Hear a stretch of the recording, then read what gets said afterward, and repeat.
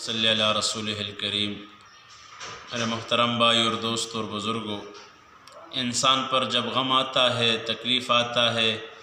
تو اللہ کی طرف سے بھی اس کی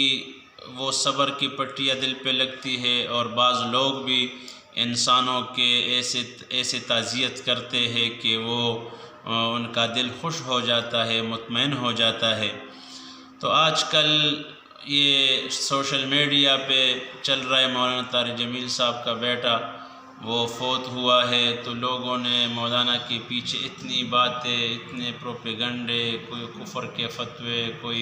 کوئی پتہ نہیں کیا کیا فتوے لگا رہے ہیں۔ اعلان کے مولانا طارق جمیل صاحب پورے دنیا کے انسان جانتے ہیں کہ وہ کس لیول کا انسان ہے، اور وہ کیسے ماشاءاللہ اللہ پاک نے اس کو جو صلاحیت دی ہے، ان من البیان لسحر، اور بعض بیانوں میں سحر ہوتا ہے، وہ یہ آدمی ہے۔ لاکھوں انسانوں کی تقدیر اللہ پاک نے اس آدمی کی وجہ سے بدل دی، اور بہت سے ہمارے اچھے خاصے علماء ان کو تسلیم کرتے ہیں، اور ہمارے جو دو بڑے اکابرین میں سے جو وہ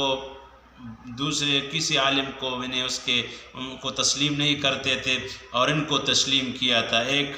مولانا بجلی گر صاحب رحمۃ اللہ علیہ، اور دوسرا مفتی ظہور علی خان صاحب رحمۃ اللہ علیہ۔ یہ بہت بڑے پہیے کے علماء تھے، ان کے سامنے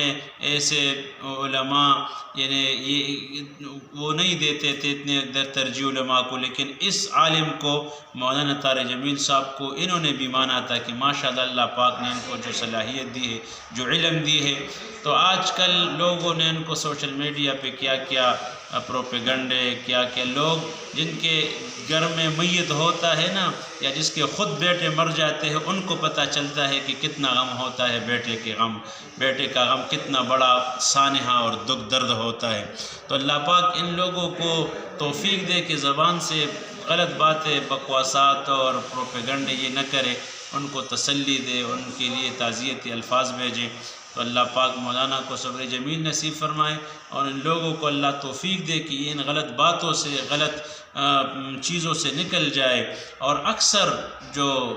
خطباء حضرات ہیں، ان میں سے بعض ایسے ہیں جو زبان سے عجیب الفاظ کہتے، جو وائرل ہوتے ہیں، اور لوگ ان کو پک کرتے ہیں، پھر لوگوں کے دلوں میں کیا باتیں آتی ہیں۔ تو اللہ پاک ہمیں ان سے بچائے، اور اللہ مولانا کو صبر جمیل نصیب فرمائے۔